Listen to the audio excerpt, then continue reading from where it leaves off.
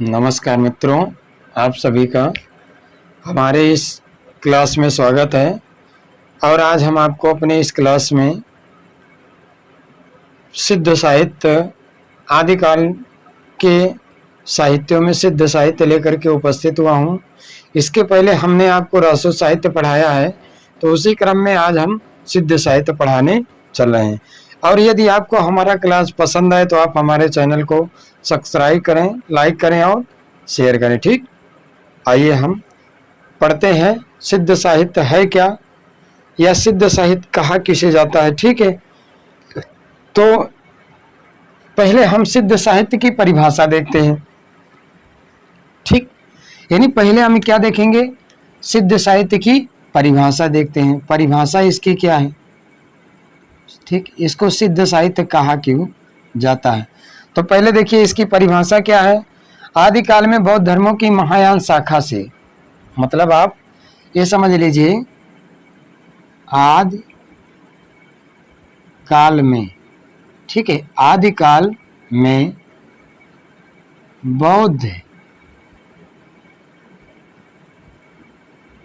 धर्म की महायान शाखा, महायान शाखा के ब्रजयानी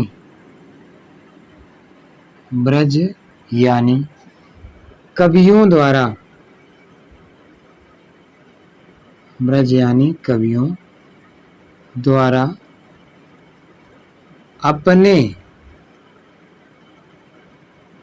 अपने धर्म के प्रचार प्रसार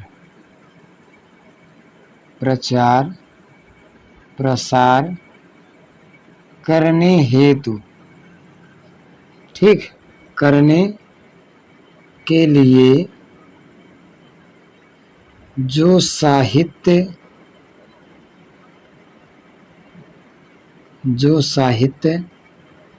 जनभाषा में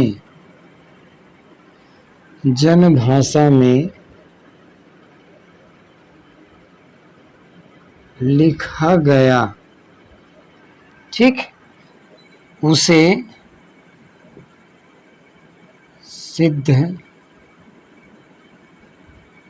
साहित्य के नाम से जाना गया। ठीक, एक बार इसको हम देख लेते हैं। परिभाषा क्या है कि आदिकाल में बौद्ध धर्म की महायान शाखा, यानी आदिकाल में बौद्ध धर्म की एक महायान शाखा के ब्रजयानी कवियों द्वारा अपने धर्म के प्रचार प्रसार करने के लिए जो साहित्य जन भाषा में, मतलब लोगों की भाषाओं में लिखा गया, उसे सिद्ध साहित्य के नाम से जाना गया। अब इसको हम थोड़ा समझ लेते हैं। ठीक है, देखिए एक ये है बौद्ध धर्म, बौद्ध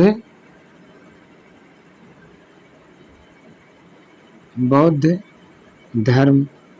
अब देखिए बौद्ध धर्म को दो भागों में बांट दिया गया, यानी इसको बांट दिया गया क्या, इसको दो भागों में बांटा गया। ठीक है, यानी इस बौद्ध धर्म को दो भागों में बांट दिया गया। तो एक हो गया क्या, पहला, यानी एक हो गया हीनयान पहला, और दूसरा हो गया महायान। अब महायान को दो भागों में बांटा गया। ठीक, महायान को दो भागों में बांटा गया। तो एक हो गया क्या, सहजयान, पहला इसमें हो गया क्या, सहजयान, और दूसरा हो गया क्या इसमें, वज्रयान। ठीक है, वज्रयान, ठीक, वज्रयान हो गया। अब वज्रयान ही आगे चल करके मंत्रयान के नाम से जाना गया, मंत्रयान। फिर मंत्रयान के बाद ये जब सरल हुआ तो ये हो गया क्या, सिद्ध साहित्य। ठीक है, ये क्या है, यही से सिद्ध साहित्य का जन्म हुआ। यानी देखिए बौद्ध धर्म दो भागों में विभाजित हुआ, जिसको कहते, एक हो गया क्या यानी हीनयान, दूसरा हो गया महायान। तो महायान को दो भागों में बांट दिया गया है बौद्ध धर्म वालों ने, यानी क्या साहित्यकारों ने। एक हो गया क्या शाहजहान, दूसरा हो गया वज्रयान।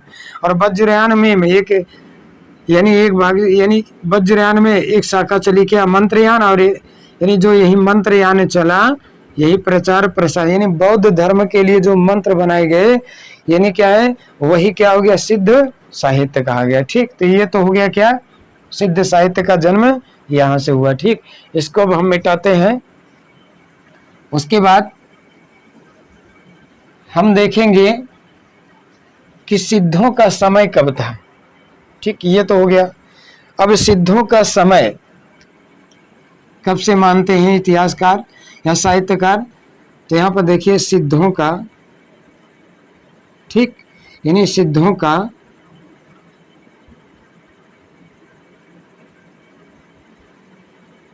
समय, सिद्धों का समय जो है 8वीं शताब्दी से 13वीं शताब्दी, 8वीं शताब्दी से 13वीं शताब्दी तक माना जाता। 13वीं शताब्दी के मध्य शताब्दी। ठीक, उसके बाद सिद्धों की संख्या कितनी है, इसको भी हम देखेंगे। देखिए सिद्धों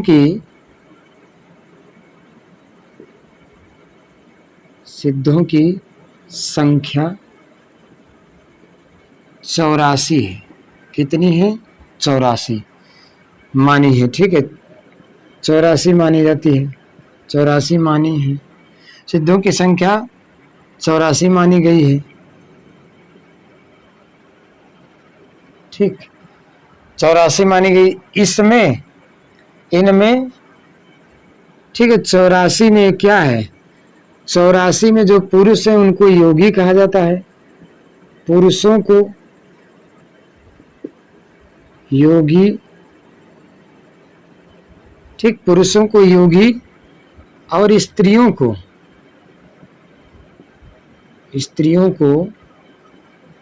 योगिनी।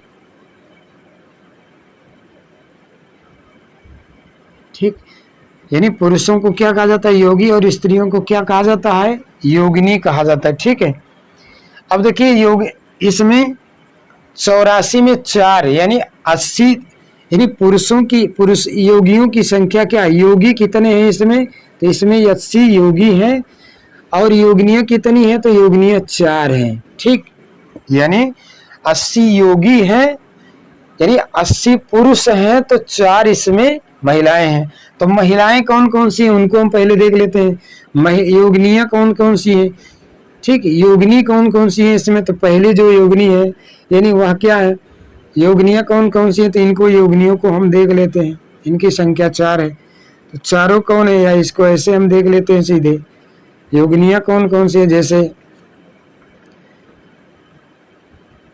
योगिनियां कौन कौन सी है, ठीक है, योगिनियां कौन कौन सी है, योगिनियां कौन सी है, तो पहली योगिनी इसमें कौन सी है, कनक लापा, कनक लापा। दूसरी कौन है, लक्ष्मी करा, लक्ष्मी करा। और तीसरी कौन सी है, मणिभद्रा, मणिभद्रा। और चौथी योगिनी कौन सी है, मेखलापा, मेखलापा। ठीक, यानी 84 में 4 हो गई योगिनियां, कौन की, कनकलापा, लक्ष्मी करा, मणिभद्रा और मेखलापा। ठीक, ये 4 योगिनियां हैं, और शेष जो बच रहे हैं इनके अतिरिक्त वो 80 जो हैं वह कौन से हैं, वो योगी हैं। ठीक, वो कौन से हैं, योगी हैं। ठीक, वो योगी हैं।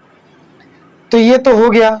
अब हम यानी प्रमुख सिद्ध कवि और उनकी रचनाएं देखेंगे। ठीक है, ये तो था, इसको हम एक बार रिपीट कर लेते हैं। देखिए आज हम पढ़ रहे हैं इसमें सिद्ध साहित्य। परिभाषा इसकी क्या है, आदिकाल में बौद्ध धर्म की महायान शाखा के ब्रज यानी कवियों द्वारा अपने धर्म के प्रचार प्रसार करने के लिए जो साहित्य जनभाषा में लिखा गया उसे सिद्ध साहित्य के नाम से जाना गया। ठीक। और सिद्धों का समय क्या था, 8वीं शताब्दी है से 14 यानी 13वीं शताब्दी। इनकी संख्या कितनी है, 84 है। 84 में 80 योगी हैं और 4 योगिनियां हैं। चारों योगिनियां कौन है, कनकलापा, लक्ष्मीकरा, मणिभद्रा और मेखलापा, ये 4 योगिनियां हैं। तो अगले हम पेज में क्या देखेंगे, यानी अगले पेज में हम देखेंगे प्रमुख सिद्ध कवि एवं उनकी रचनाएं। ठीक है, तो अगले में हम क्या देखेंगे, प्रमुख सिद्ध कवि। जैसे आप ये भी समझ लीजिए कि हिंदी का प्रथम कवि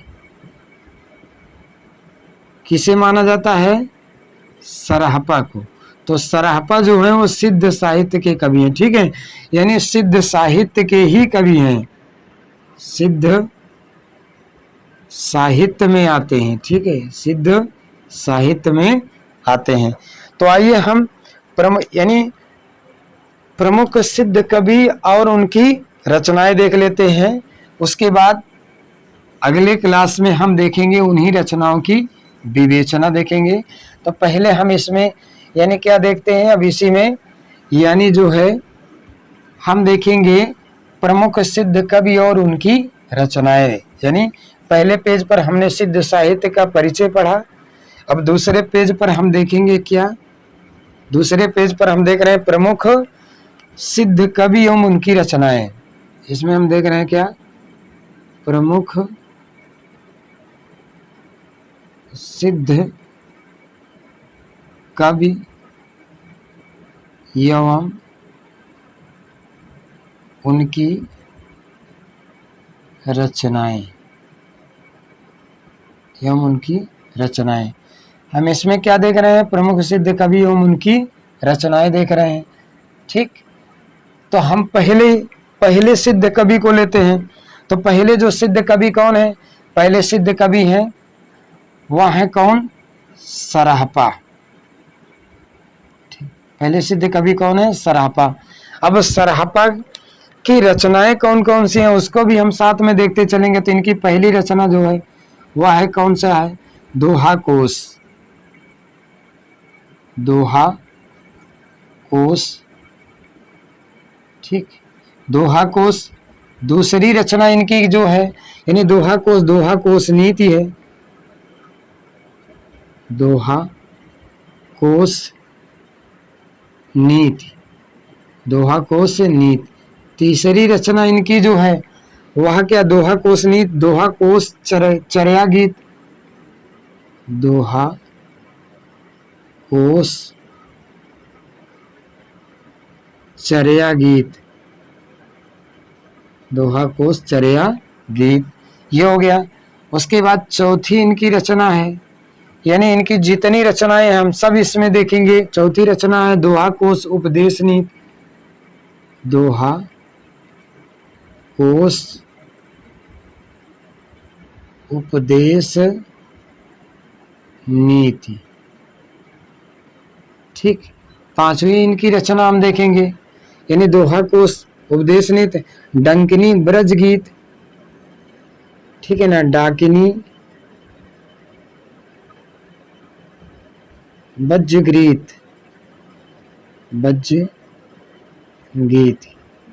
ठीक, ये तो हो गई किसकी, सरहपा की।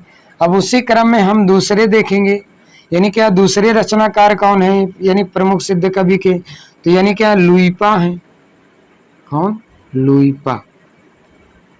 ठीक, लुइपा। अब लुइपा की हम रचनाएं देख लेते हैं। बुद्धोदय इनकी पहली रचना है, वह कौन सी है, ठीक, इनकी पहली रचना है बुद्धोदय, यानी पहली रचना जो है बुद्धोदय। दूसरी इनकी रचना है अभिसमय विभग,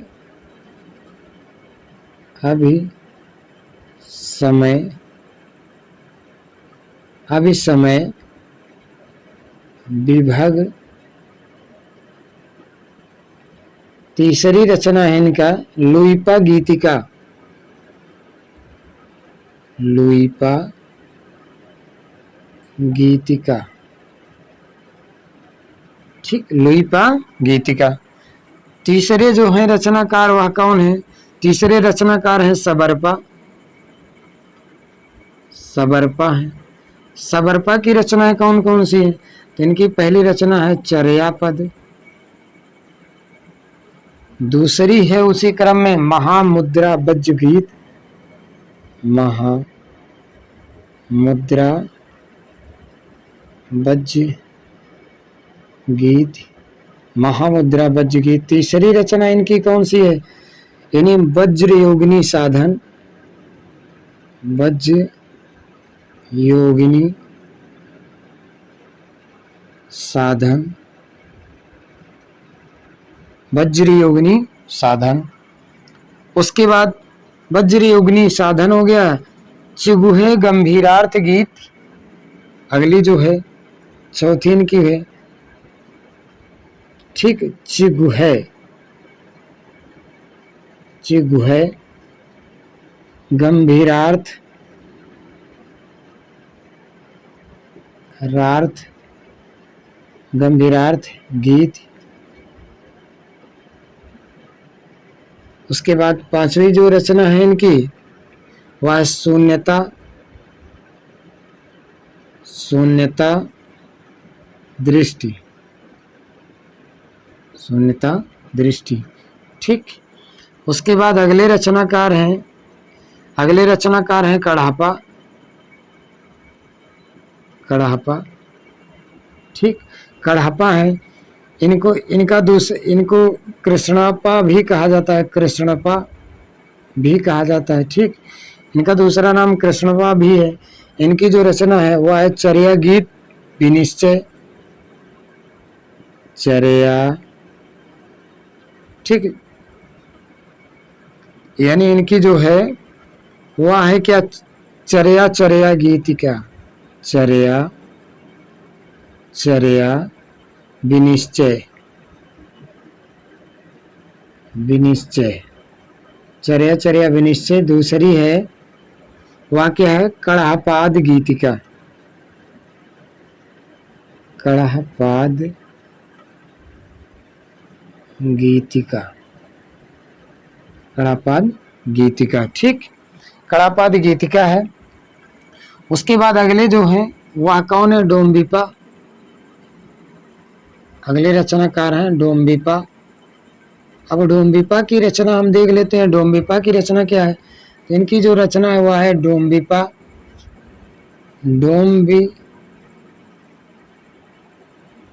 डोम्बी गीतिका, सॉरी, इनकी रचना है डोम्बी गीतिका।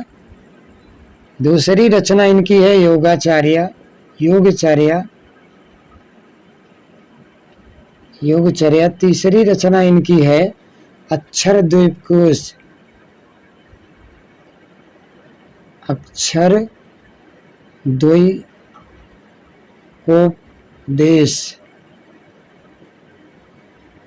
अक्षर द्वैकोपदेश, ठीक। उसके बाद अगले रचनाकार हैं, इसी क्रम में हम देखेंगे छठे जो हैं वह है कोकुरिपा,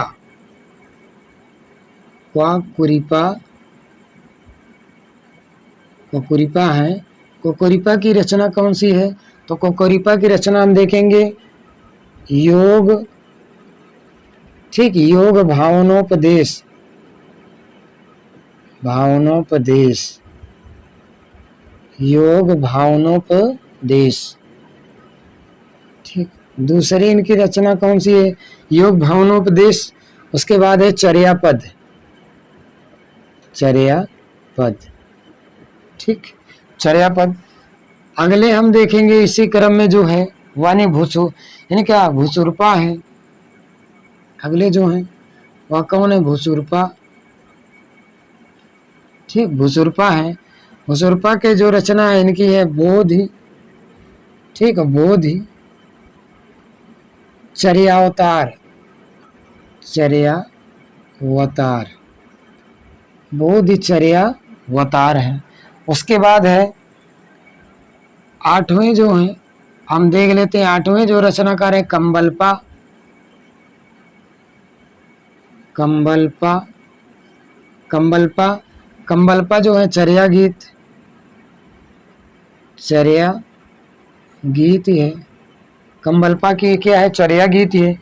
आर्य देवपा है, यानी 9वें हम देख लेते हैं, जो है 9वें देखते हैं कौन है, आर्य देवपा। आर्य देवपा है। आर्य देवपा की जो रचना है कौन सी है, तर्क मुंदगर करिका, यानी तर्क मुंद करिका, तर्क मुंद करिका, तर्क मुंद करिका, ये इनकी रचना है, आर्य देवपा की है। अभी कुछ और शेष बच रहे हैं, तो उनको हम यहाँ पर देख लेते हैं, उनको हम यहाँ पर देख लेते हैं। जैसे जलंधरपा है, ठीक, यानी 10वें क्रम में हम देखेंगे कौन, जलंधरपा, जलंधरपा, ठीक है ना। देखिए यानी कौन है, जलंधरपा। जलंधरपा की रचना हम देखेंगे भावना क्रम, इनकी हम देखते हैं कौन सा है, भावना क्रम, भावना क्रम है। और वियुक्त मंजरी गीतिका, गीत जलंधरपा की है। उसके बाद दूसरी इनकी जो रचना है वह कौन सी है, वियुक्त, वियुक्त मंजरी गीति, ठीक। और तीसरी इनकी रचना जो है हुंकार चित्र, हुंकार, हुंकार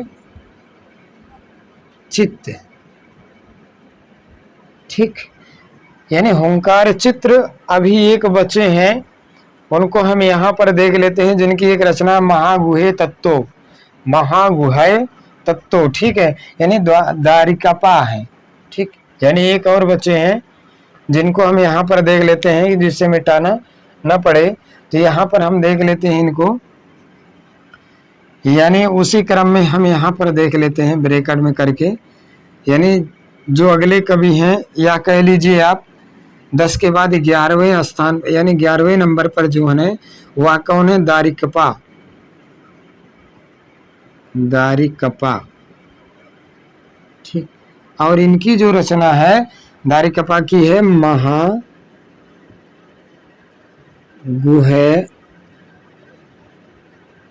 तत्व, ठीक, महागुहे तत्व, ये इनकी रचना। तो आइए इसको एक बार हम रिपीट कर लेते हैं। देखिए प्रमुख सिद्ध कवि एवं उनकी रचनाएं, हम इसमें पढ़े किसको, प्रमुख सिद्ध में पढ़े क्या, और हिंदी के प्रथम कवि जो थे, यानी इन्हीं को प्रथम कवि भी माना जाता है, ठीक, यही है प्रथम कवि हिंदी के, ठीक। हिंदी के प्रथम कवि सराफा की रचनाएं दोहा कोश, दोहा कोश नीत, दोहा कोश चर्या गीत, दोहा कोश उपदेश नीत, और 5वीं इनकी रचना देखिए डाकिनी ब्रज गीत। उसी क्रम में अगले रचनाकार देखा हमने, तो क्या, लुईपा, जिनकी रचना है बुद्धोदय, अभिसमय, विभग, लुईपा गीतिका। तीसरे क्रम में हमने देखा सबरपा, सबरपा की जो रचना है चर्या पद, महामुद्रा वज्रगीत, वज्र योगिनी साधन, ची गुहे गंभीरार्थ गीत, शून्यता दृष्टि। चौथे क्रम में हमने देखा कड़पा को, कड़ापा का यानी मूल नाम क्या है, कृष्णपा है, चर्या, चर्या विनिश्चय और कड़ापाद गीतिका इनकी रचना है। डोम्बिपा को देखा, डोम्बी गीतिका, योगचर्या, अक्षर द्वीपोपदेश, यह इनकी रचना है। उसके बाद कुकुरिपा को देखा, इनकी रचना है योग भावनोपदेश चर्यापद। 7वें नंबर पर घुसुरपा है, बोधि चर्या अवतार। 8वें पर कंबलपा है, चर्या गीत। 9 पर है क्या, आर्य देवपा, इनका है तर्क मुंद करिका। और क्या 10वें नंबर पर देखा जलंधरपा, इनकी रचना भावना क्रम, विषय युक्त मंजरी गीत। और चौथी है ओंकार चित्र। और 11 नंबर पर हमने देखा दारिकपा, और इनकी रचना है महागुहे तत्व। तो आज हमने इसमें जो है पढ़ा है सिद्ध साहित्य और सिद्ध साहित्य के प्रमुख कवि। यदि आपको हमारा क्लास पसंद आए तो आप हमारे चैनल ज्ञान गुरु हिंदी 97 ऑनलाइन को अधिक से अधिक सब्सक्राइब करें, लाइक करें, शेयर करें अगली क्लास में हम आपको जो है नाथ साहित्य लेकर के उपस्थित होंगे। ठीक, धन्यवाद।